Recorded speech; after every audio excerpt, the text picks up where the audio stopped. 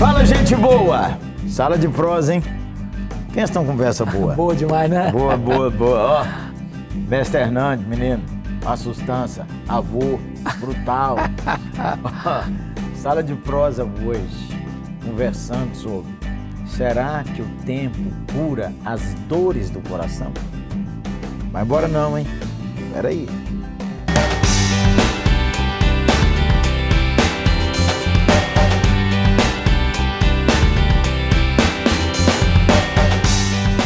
Começa quando a pessoa sente uma dor, uma decepção, um luto. E nesse tempo de pandemia, o luto é geral. Todo mundo tem alguém na família, um amigo próximo, na igreja, que ficou enlutado. É. Aí tem gente que chega e diz assim: é só o tempo. O que você acha disso, mestre? Só o tempo que vai melhorar você. O tempo em si não tem poder terapêutico. O tempo em si não cura. O tempo pode agravar ainda mais essa dor se o óleo do Espírito Santo Consolador não for passado nessa ferida. Quem consola é Deus, não é o tempo. Lá em Eclesiastes diz assim: tem tempo de chorar e tempo de rir, tempo de prantear e tempo de dançar. 3, 4. Mas, mestre, entre esse tempo de prantear e esse tempo de dançar, tem outro tempo aí, né? Tem outro tempo aí. Esse é o tempo da caminhada. É. Por exemplo, uma pessoa divorciou, ela tem luto? Eu acho que onde houve amor, em havendo rompimento, há sofrimento. Se um divórcio acontece sem dor, talvez é porque não havia amor. Havia outra coisa. Mas toda relação que ela teve um significado profundo, ao ser rompido esse relacionamento, machuca muito. Machuca muito. Quanto mais próximo, mais dói quando se separa. Então aí vem o luto. Por exemplo, eu conheço mães que o filho morreu, ou esposa que o marido morreu, que já tem mais de 10 anos, ela não deu uma roupa da criança, não deu nada do marido, o quarto fica quase do mesmo jeito. O tempo está ajudando, será, mestre? Eu penso que nesse caso, pastor Jeremias, faltou talvez uma compreensão. É muito difícil a gente julgar o outro não estando debaixo da pele do outro. Claro. Não é verdade? A gente olhando de fora não sente a dor que está no outro. Só um parênteses, claro, porque eu acho que é importante dizer isso aqui. Quando você vai num funeral, às vezes tem muitas palavras. Quase todas as palavras de um funeral são palavras tolas. Quase todas. Jesus ajuda o pastor, aleluia.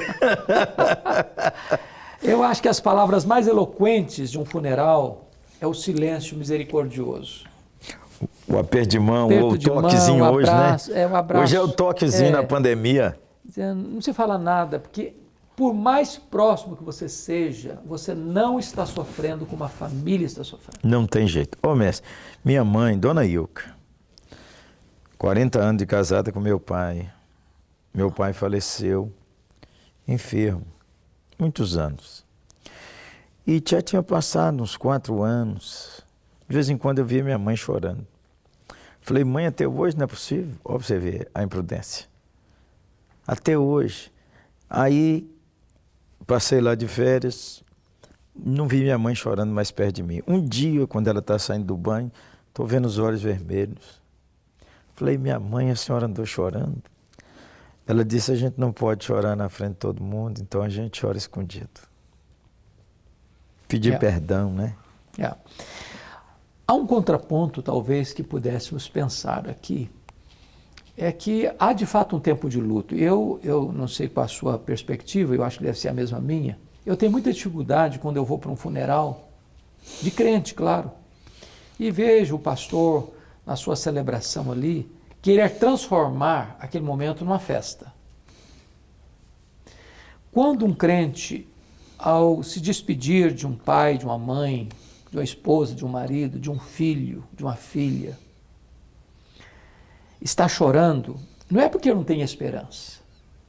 E não é porque não crê em Deus? Não é porque não crê em Deus. Você lê no Antigo Testamento todinho, havia luto, havia choro. Eu só ainda rasgava as vestes, desesperado. No Novo Testamento, idem. Então, aquele é um momento de choro. Agora, é necessário retomar a vida. Esse processo, claro, não é o mesmo para todos. Cada pessoa tem uma composição distinta da outra e tem graus de afetividade maiores que outros também. Exato. Então, de qualquer maneira, eu também estou com você, mestre. Só o tempo não cura. Eu andei pensando assim, a dor física e a dor emocional. A dor física, se o cara quebrar o braço, se a gente aplicar a receita só o tempo e deixar o cara aí com o braço quebrado, esse braço pode até curar e torto. Mas se ele não tomar os remédios, se ele não tomar os cuidados que precisam, na dor emocional é assim também. Você precisa tomar os remédios para ajudar você a ir adiante. Um exemplo, pastor, me permita compartilhar essa experiência pessoal. Eu já senti muitas dores e você tem ciência de quase todas. Mas das dores que eu já sofri na vida, a maior foi o assassinato do meu irmão. Dor foi à toa, sim, mestre? Avassaladora. Foi um assassinato. Motivo fútil. Uma pessoa criada conosco, primo primeiro da esposa. Quando eu recebi a notícia, eu estava em Bragança Paulista, era pastor em Bragança, e minha família no interior do Espírito Santo, quase 1.500 quilômetros. A dor foi tão profunda que eu perdi a voz. Na hora. Na hora? Na hora. Quando Deus me devolveu as forças, a voz, a primeira palavra que eu proferi foi esta: eu perdoo. Porque perdão é um ato deliberado, não é um sentimento, não é uma emoção, é uma decisão. E foi exatamente essa decisão que não me permitiu naufragar com mágoa, com raiz de amargura. Raiz de amargura, com sentimento de vingança. Ou desejar que aquela pessoa morresse pelas mãos de outra pessoa. Ô, gente boa. Só fechando, o perdão é maior que o ódio. Então veja, precisa tirar isso aí do seu coração. E o tempo não está te ajudando se você não tomar o remédio. O remédio é, eu decido perdoar nesse caso. Ô, mestre, quando eu fiquei viúvo, a dor era tão grande, mestre, mas aí eu resolvi encher minha cabeça da adoração, de louvor. E no meio da dor, uma coisa que ajuda muito é qual é a teologia que você crê a respeito do caráter e do amor de Deus. O Dr. Shedd falou comigo quando fiquei naquela situação. Ele falou assim, uma boa teologia ajuda muito. Sustenta no dia da dor. Sustenta. Que você não duvida que Deus é amor, que Deus é fiel e que Deus tem um propósito. A resposta de Jó para a mulher dele, quando disse para ele, ainda conservas a tua integridade? Amaldiçoa esse Deus e morre. Foi o entendimento que Jó possuía do caráter de Deus que não o permitiu entrar por esse campo da revolta, da mágoa, do ressentimento, inclusive com Deus. Então é esse o caso seu? Está revoltado com Deus? Porque às vezes a gente fica chateado, né? Por exemplo, por que morre uma criança pequena? O caso que você contou do seu irmão, o outro caso, família está indo para a igreja, tudo beleza, dirigindo certo, vem uma pessoa embriagada, bate no carro, morre alguém. A dor é muito grande, mas só o tempo não está te curando. E no tempo da pandemia, mestre, aí acontece assim, morre o pai. Tivemos o caso, você talvez tenha ouvido isso. O marido morreu e não pôde contar à esposa porque ela tinha testado positivo. Daí 15 dias ela faleceu também. Eu soube essa semana de uma família com 2 crianças pequenas e o pai pegou Covid e morreu. A mãe grávida teve que tirar o menino antecipadamente e a mãe veio a morrer também. Ficaram 3 crianças e um bebê recém-nascido. São situações que você não tem resposta. Talvez o silêncio, a mão na boca, ou a boca no pó. Conversar pouco, viu, gente boa? Porque às vezes vai querer dar um de teólogo, vai querer dar uma explicação, fazer igual os amigos de Jó, né? A gente não... Não, e comigo, mestre, quando fiquei viúvo, era assim, você chegava e falava comigo assim, só o tempo, pastor Jeremias. O tempo passava, eu ficava pior. Passar só o tempo, eu piorava. Aí eu falei, isso não deve estar certo. Não deve estar. Então, só o tempo não cura. Eu quero dar uns 3 remédios de Deus aí. Eu acho que a primeira coisa que você já disse, é você confiar na bondade de Deus, na fidelidade de Deus. Deus não vai desamparar você. Segundo, você pode recorrer a esse Deus em oração e encontrar o bálsamo do Espírito Santo. E terceiro, você precisa botar o pé na estrada e retomar a vida e continuar. Você não pode ser sepultado com seus mortos. Você precisa prosseguir, porque Deus ainda tem um plano a cumprir na sua vida. Olha, Deus encerrou o propósito na vida daquela pessoa, mas não encerrou na sua. Segunda coisa, não se isole, não fica assim escondido, sem querer ninguém. Deixa as pessoas se aproximarem e aproxima-se das pessoas. E leia e confie na palavra do Senhor.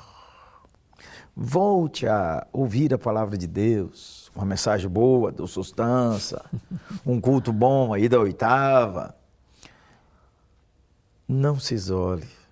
Deixa Deus trabalhar com você no tempo. Ele vai restaurar a sua alma. Aleluia. Nós vamos orar por você, por nós. Ô mestre, eu queria que você orasse pelo perdão. Essa palavra sua me impactou muito. A primeira palavra que eu falei, eu perdoo. Ei, você!